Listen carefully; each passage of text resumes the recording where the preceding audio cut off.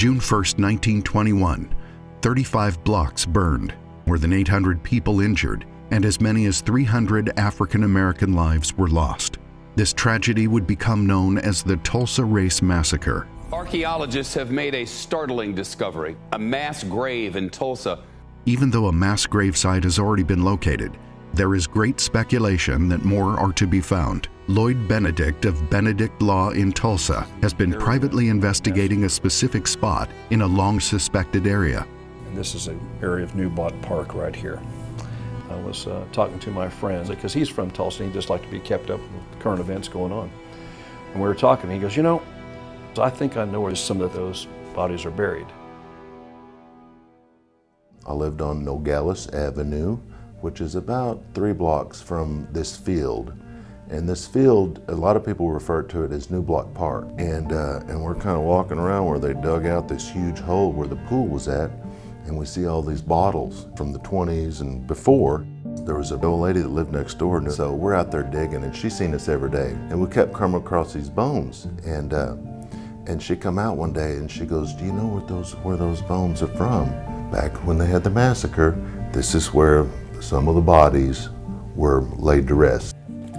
Based on witness documentation and based on the evidence I have so far, this is a swimming pool. What my witness is talking about is the southern edge of the pool. That pool is, again, no longer there.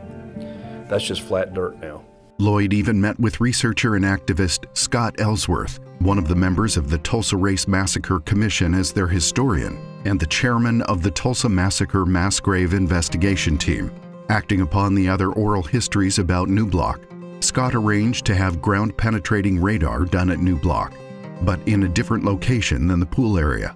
The problem with ground-penetrating radar is if this was the city landfill at that point, and there is like old bottles and debris and stuff like that, it's going to be hard to be able to pick up any human remains from that. And if my witness saw the bones, well, whoever excavated it most likely saw the bones too.